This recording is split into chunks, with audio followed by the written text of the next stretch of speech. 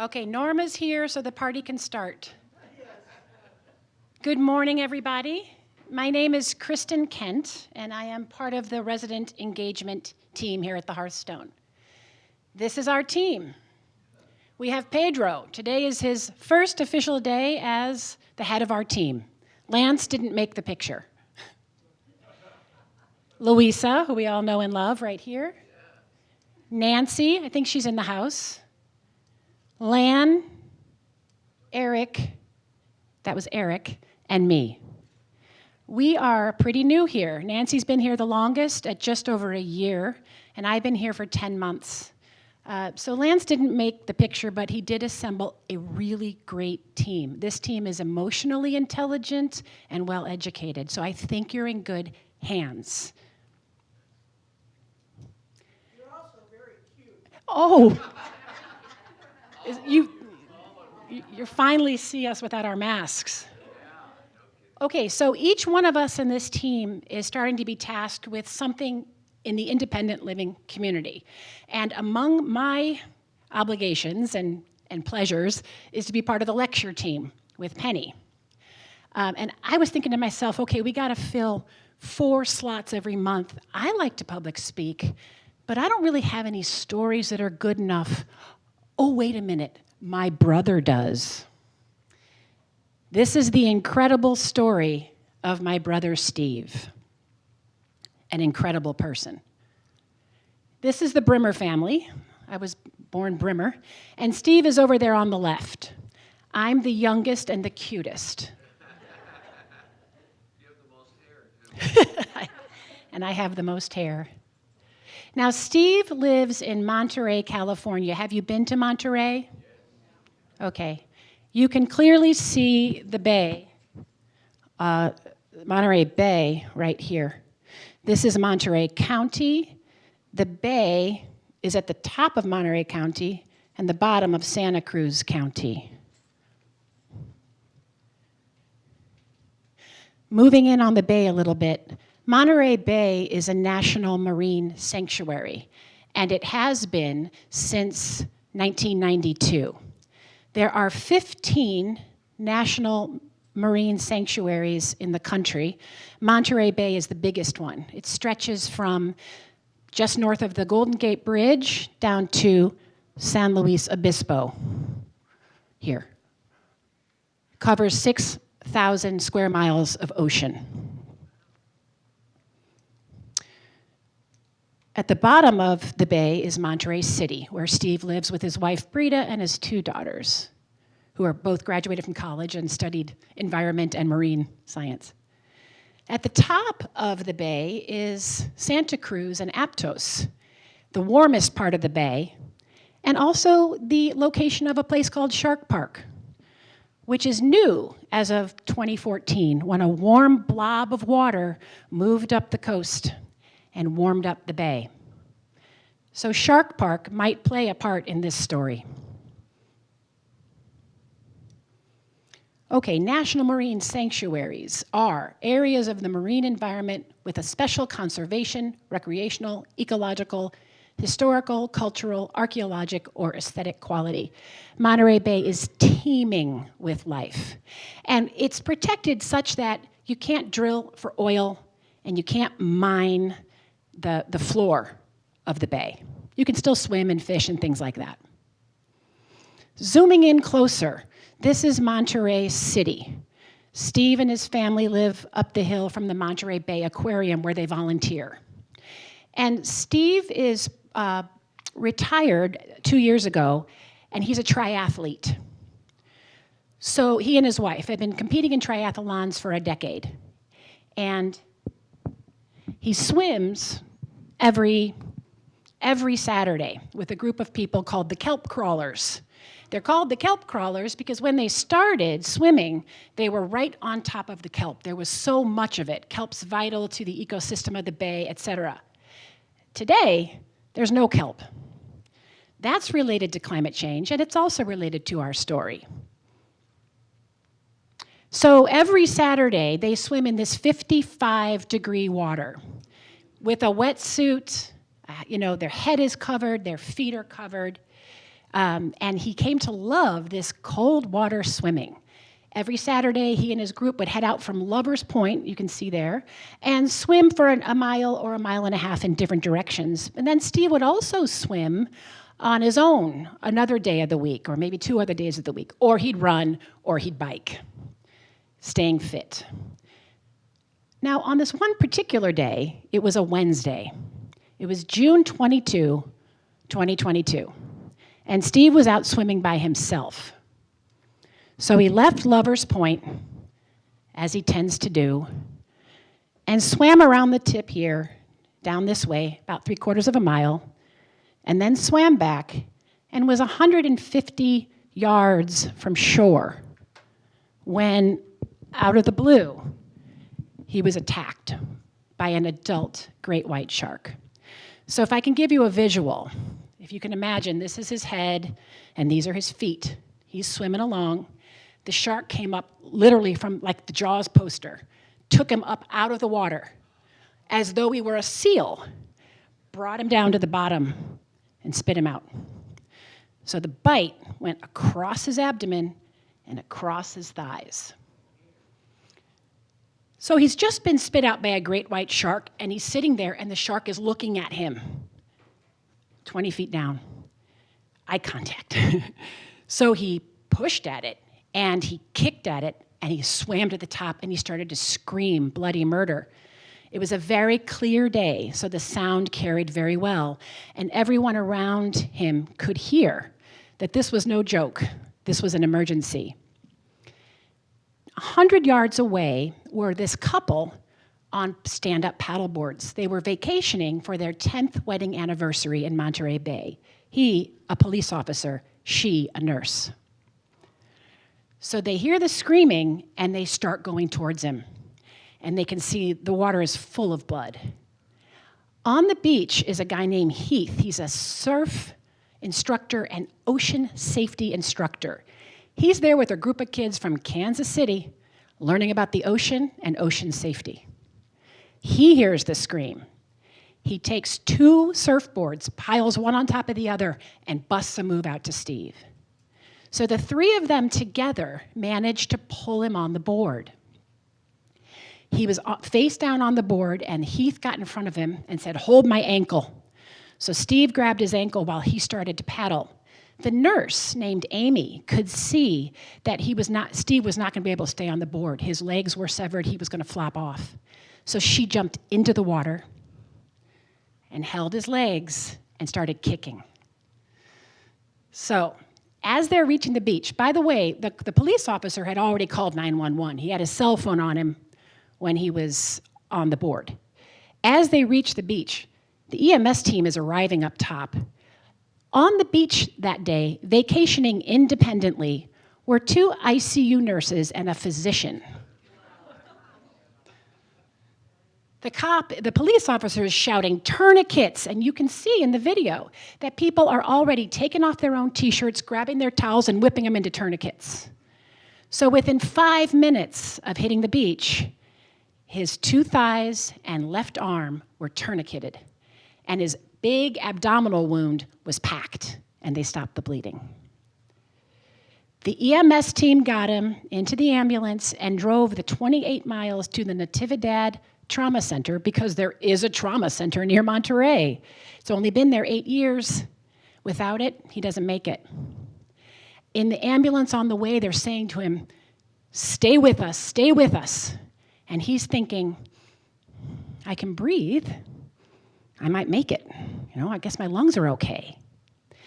They get him to the trauma center, and directly on the operating table, ready to operate 59 minutes after the bite. I know. So it was a 2-hour operation, and they saved his life. And I want to let you now see this story from some other points of view. This was a story that hit international news and national news. And here is just one take from ABC.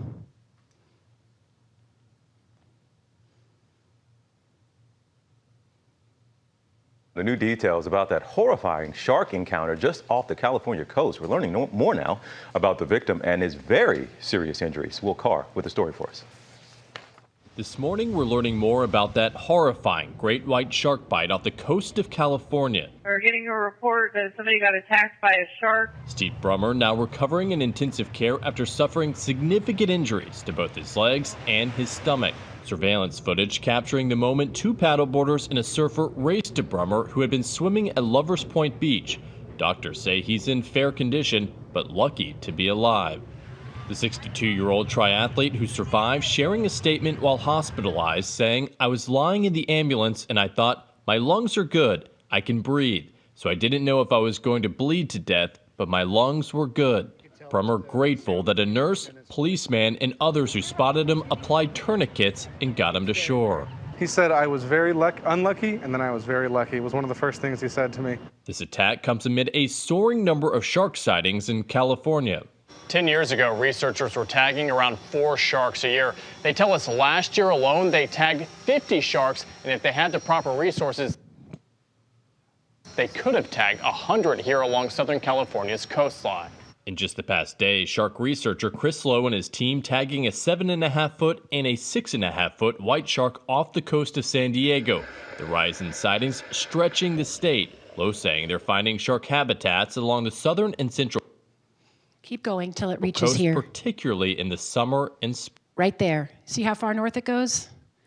Monterey Bay. We have documented the effects of climate change on white sharks. We do know that they're moving further north because the water is getting warmer. While there were 73 unprovoked attacks across the United States last year, experts say shark attacks are rare. While the surfers and swimmers that are out there can't see them, we can see them from the air. So we know that there are daily encounters and that by and large, the sharks are ignoring people. Another reason experts say that we're seeing more sharks is because great whites are a protected species. So if you're going to go in the water, you need to make sure that you're vigilant. And if you happen to see a shark, the best thing you can do is not panic. You want to make eye contact and then slowly make your way back to the beach. All pretty easy to remember, right, TJ, if you're next to a shark? Okay. The eye contact You part. want me to eyeball the show? Okay. Well, we get it, but man, it's tough to do in practice. Thank you so much, my man. Well, hey there, GMA fans. Robin Roberts here. Okay, yeah. So next we're going to hear a little bit from the surgeon. It was a 2-hour surgery. Steve got 30+ units of blood during that surgery. The human body only holds 10. Let's hear from the surgeon. You might want to up the volume on this one. Doctor, you ready? I'm ready. And you can just square up with me. Oh, yeah. More volume. Yeah. Well, doctor, first of all, how's he doing? Mr. Brummer's doing well. He's stable right now. He's currently in the ICU, but he's awake and talking and recovering well so far. He's in good spirits. What's the biggest challenge moving forward for him? At this point, it's just making sure that his wounds don't succumb to an infection. But otherwise, you know, his wounds were actually mostly muscle and subcutaneous tissue. There wasn't much, there wasn't any organ damage or arterial damage or bone damage. So he got very, very lucky. Probably one of the luckiest patients I've seen in the last decade, honestly. But he just has to stay in good spirits and continue to heal. How much worse could it have been? It could have been much, much worse. He could have not made it out of the water. The injuries that he had were easy for us to fix, but if they had been much deeper, if it severed a major artery, he could have bled out in the water before even getting to shore.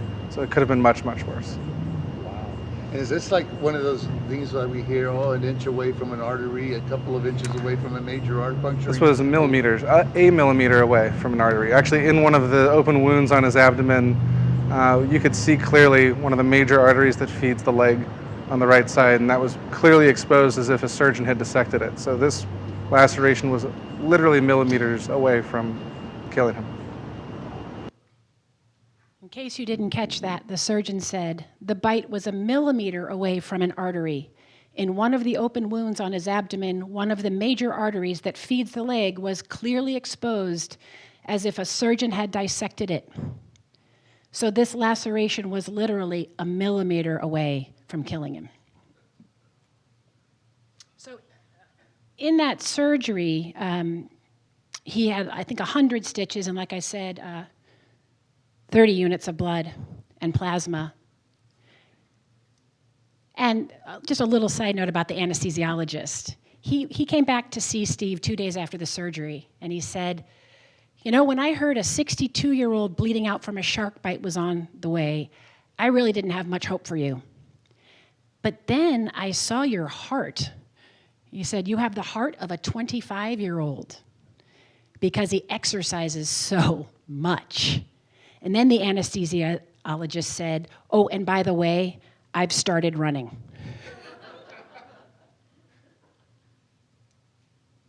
You want to hear from the Good Samaritans? Amy and Paul.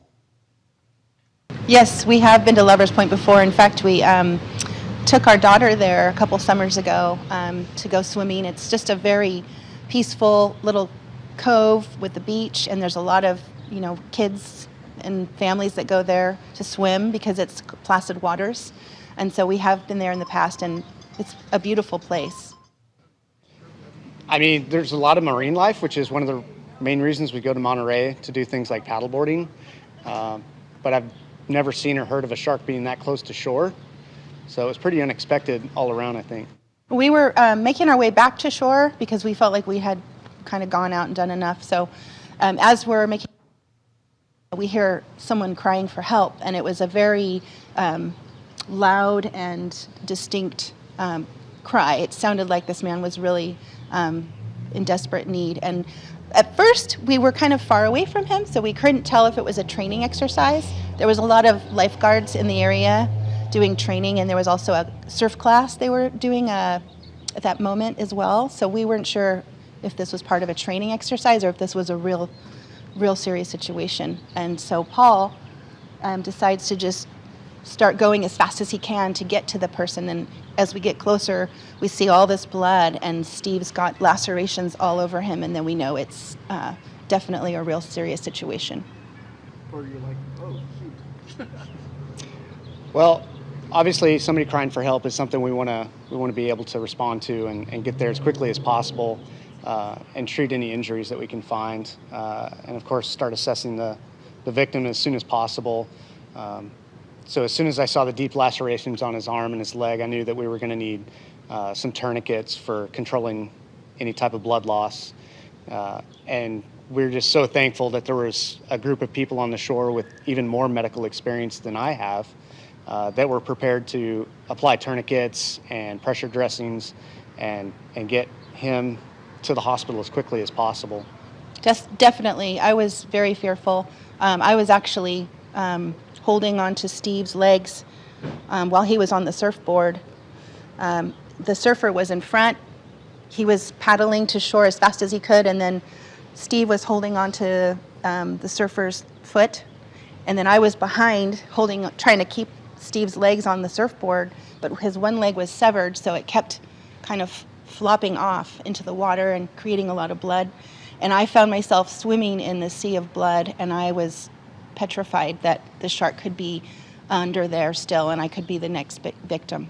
Can you hear that? So we got there just slightly before the surfer that was teaching the class, his name Heath Braddock.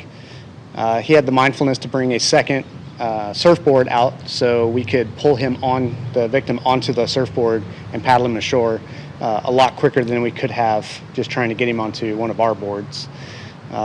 And then the people on the beach, there was an ICU nurse, there was a physician and EMS people that weren't working. They were just out enjoying the beach that day, the same as we were. The bystanders that came out to help were just incredible. I mean, people right away were standing on the shore ready to help us get him out of the water and up onto the sand safely. And then people were bringing us T-shirts and towels to use as tourniquets. People were throwing things at us to use to tie. His one leg was partially amputated, and that one was really bad. So we immediately tourniqueted that one. We had somebody give us some shears, and we started cutting his wetsuit off to help so that we could identify where all the wounds were. And with these great bystanders there, off. Is that me?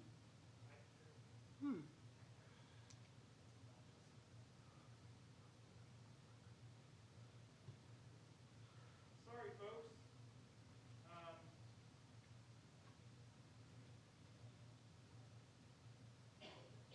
It appears our HDMI source has disconnected.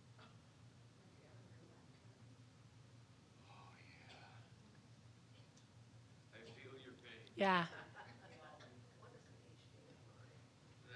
We'll, the computer back here, the presentation machine's connected to the presentation? So we'll give Steve Dubois, thank you so much for being here, Stephen, a chance to fix that. Meanwhile, if you have questions while we're getting this back on, by the way, after we hear from these Good Samaritans, we hear from my brother. They kept, Good Morning America was trying to reach him, everybody was trying to reach him, but the Natividad Trauma Center kept them all at bay. And they recorded a 4-minute statement when Steve left that's just beautiful. And then after that, Steve is here with us on Zoom. He's been listening to this. So he can answer your questions for himself.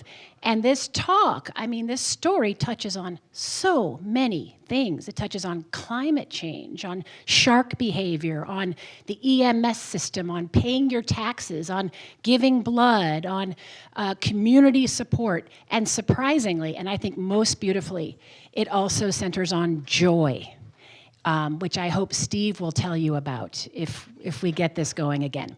Do you have any questions while we wait that I might be able to answer? Where were you? I was, here in Seattle at my home, yes. Steve's wife is a doctor. She was at work. And then the rest of us siblings were all spread out at wherever we live. So the first I heard of it was Steve's alive, but he's been bit by a shark. So I didn't have to live through any of that 2 hours not knowing whether he'd survive. Yes? It sounds like he wasn't in shock. Yeah. He was completely in control of this. Yeah. Okay, so the comment is he doesn't sound like he's in shock. And the answer is you're right. I can only attribute that to he's very intelligent and he's very scientifically minded. And his brother-in-law, George Matsumoto, who lives next door, has been doing research on Monterey Bay for decades. He's actually in education and research at Monterey Bay, and he could give us a talk via Zoom if you're interested. So Steve knows a lot about the Bay. He only had a moment of PTSD, and it was because of the drugs. Shortly after the surgery, whenever he would close his eyes, he would see spikes coming out of everything around him. It was terrifying, and he couldn't sleep. As soon as those opioids wore off and he stopped taking them, that went away. And he seems to be very logical and not in shock. I agree, it's really surprising. He was 62 at the time of the attack. He's 63 right now. Let me update you, actually. So after 6-7 months of intense PT, and he's very strong upper body-wise, so he could figure out how to transfer himself early. He learned how to get himself to the wheelchair and how to get himself up to a walker earlier than other people would be able to. So he worked very, very hard at it, and they said, you're gonna walk by Christmas, right? So this bite was in June, you're gonna walk by Christmas.